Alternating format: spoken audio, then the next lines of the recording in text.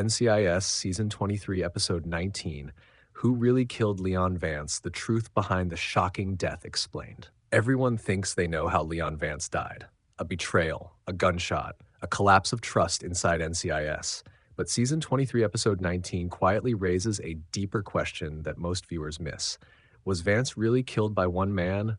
Or was he already marked for death long before that trigger was pulled? Because when you rewatch everything leading up to it, the story starts to look different, more intentional, more controlled, and a lot more political than it first seemed. Leon Vance's death in the 500th episode, All Good Things, didn't just shock fans, it reshaped the entire direction of NCIS.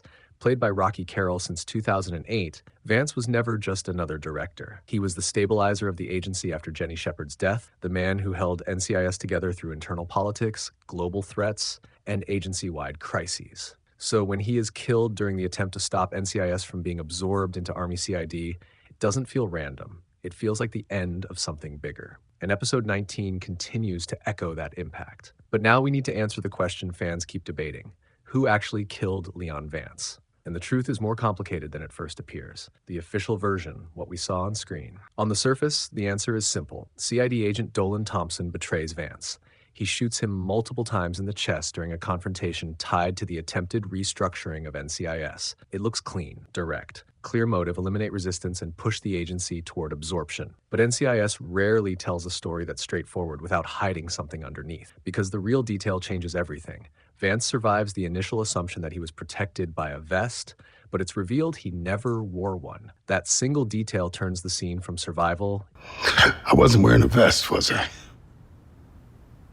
into inevitability. And that's where episode 19 starts to matter, because it forces us to ask, was Thompson acting alone, or was he just the visible hand of something larger? Episode 19 connection, why this still matters. By episode 19, NCIS is no longer reacting to Vance's death like a fresh tragedy. It's adapting to the consequences. And one subtle pattern becomes clear. The agency didn't just lose a director. It lost its internal shield against outside control. Everything Vance fought against, especially the forced restructuring towards CID influence, is still unfolding in episode 19, which means his death wasn't just personal. It was structural. And that leads to a deeper interpretation fans have been discussing. The real theory. Was Thompson the actual killer? Here's where things get interesting. Most viewers stop at Dolan Thompson, but episode 19 strengthens a theory that's been building since the 500th episode. Thompson may not have been the true decision maker. Think about it logically. He had authority, but not ultimate authority. The operation Vance was opposing involved multiple agencies.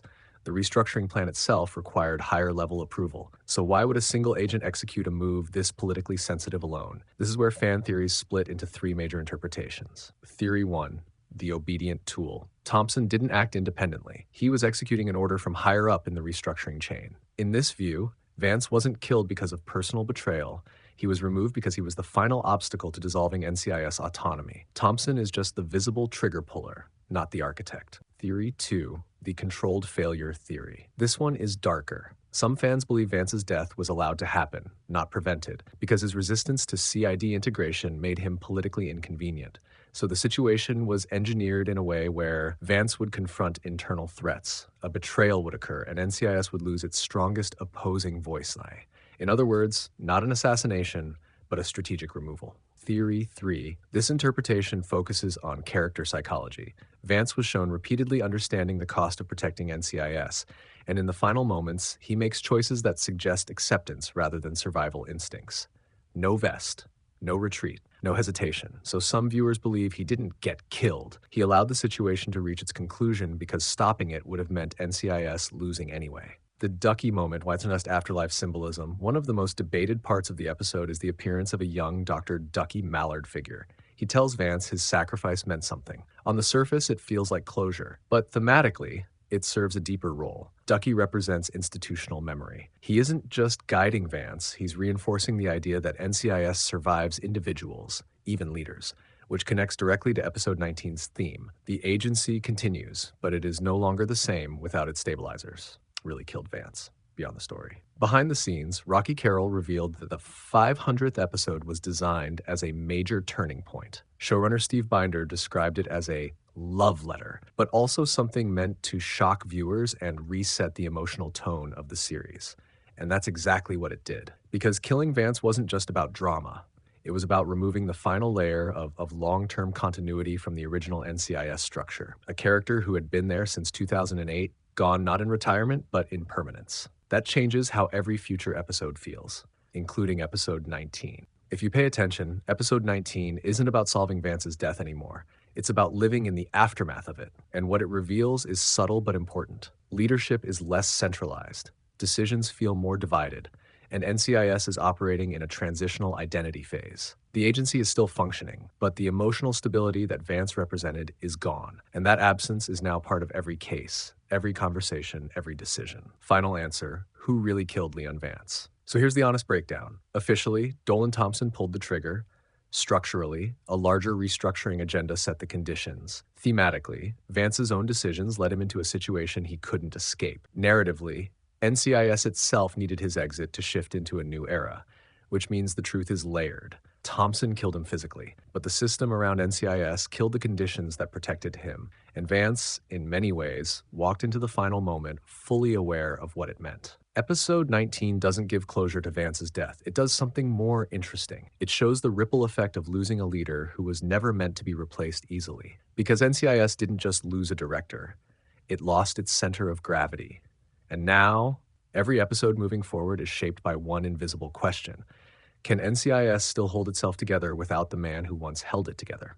In the end, Leon Vance's death isn't just about who pulled the trigger. It's about everything that led him into that moment. NCIS Season 23, Episode 19 makes it clear that his loss didn't happen in isolation.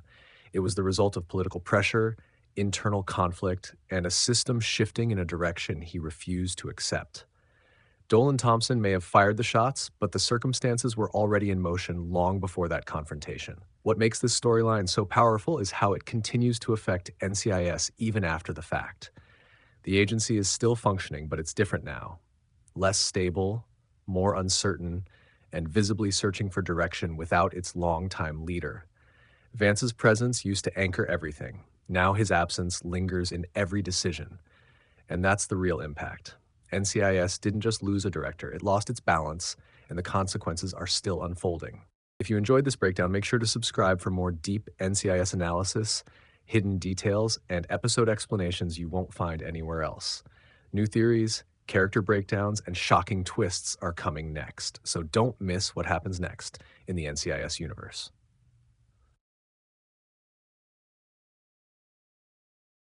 Rogers! Michael!